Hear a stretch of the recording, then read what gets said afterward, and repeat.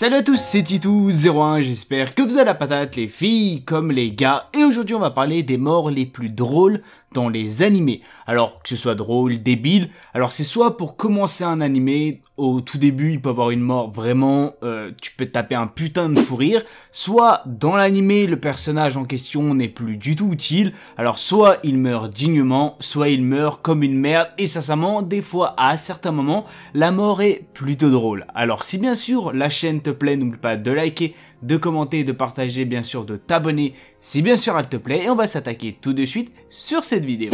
Alors on va parler de Zombieland Saga. Alors c'est vrai que peut-être parmi vous il y en a qui l'ont vu, et si vous ne l'avez pas vu, je vous le conseille fortement.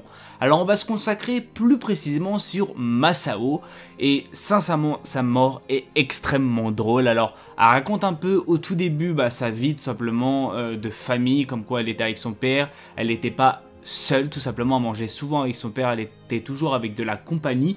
Sa mère malheureusement était décédée, et au bout d'un moment elle va se voir dans le miroir et elle va voir que tout simplement la puberté commence à arriver, t'as vu toi-même tu sais, et quand la puberté arrive, soit t'as les boutons, soit t'as aussi les poils etc, et elle voit un mini poil à son menton et elle ne l'avait pas remarqué, et quand elle le voit, elle décède de choc. Alors elle est décédée par un choc émotionnel on va dire, et sincèrement on va pas se mentir que ce coup-ci, c'était quand même plutôt poilant. Alors on va parler de Konosuba. Si vous aimez dans l'animé bien sûr tout ce qui est humour, je vous le conseille fortement parce qu'il vaut vraiment le détour, et je pense que tu tapes un putain de fou rire.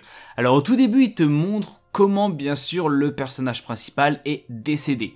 Ce qu'il faut savoir c'est qu'il a voulu sauver une jeune fille parce qu'il y avait un camion qui passait et la jeune fille ne l'avait pas vu. Mais malheureusement la jeune fille était encore vivante et lui est décédé. Comment est-ce possible ?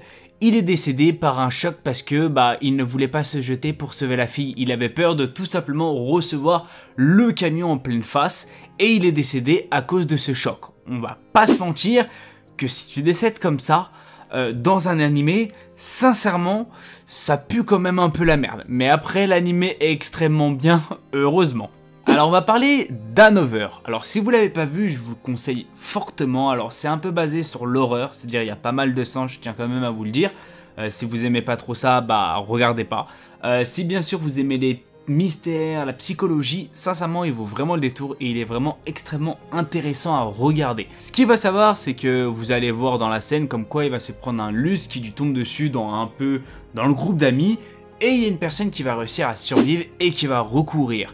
Tu te dis, ça va, il a réussi à survivre, il a aucun problème. Ah mais non, quand on te dit une mort drôle et plutôt débile, il y a un petit pilier au hasard qui se baladait comme ça, qui s'écroule en plein dans sa gueule. Sincèrement, je vais pas te mentir que ça, il voulait qu'il meure le mec, il était vraiment inutile je pense pour la saga, et ils ont dit non ça sert à rien les mecs, tuez-le, on s'en bat les couilles, prenez le petit truc qui est à côté, boum ils ont mis un pilier. Sans te mentir, je pense que c'est la mort la plus débile et la plus drôle en soi que tu peux voir, parce que tu dis putain de prendre un pilier comme ça au hasard, comme par hasard t'arrives tout simplement à survivre, non quand on veut que tu meurs, malheureusement tu meurs. Alors on va parler de One Piece et plus précisément de l'histoire qu'il y a eu entre Zoro et Kuina.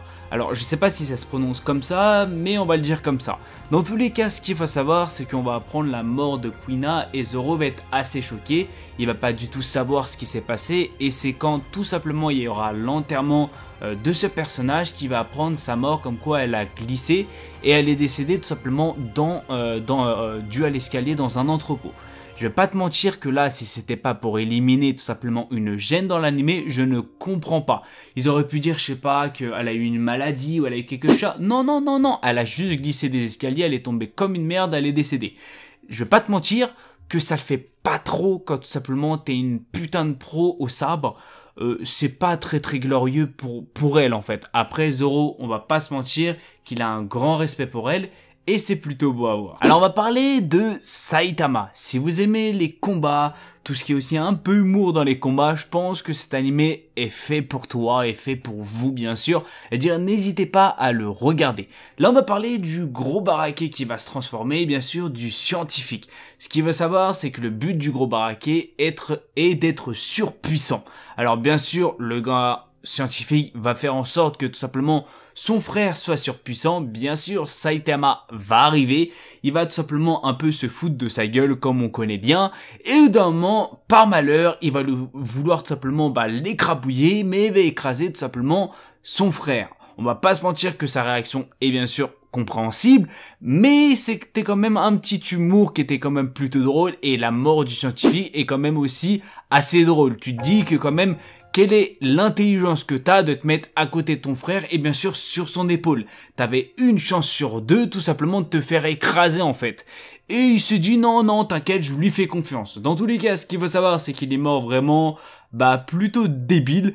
Et le gars baraqué s'est bien sûr extrêmement énervé et s'est fait rétamer en un coup de poing par bien sûr Saitama. Alors malheureusement c'est la fin de cette vidéo, j'espère qu'elle vous aura fait plaisir. Si vous avez des idées de vidéos, dites-le moi dans la barre des commentaires. N'oublie pas de liker, de partager bien sûr, de t'abonner si bien sûr la chaîne te plaît. C'était Tito Commande, sur ce, peace.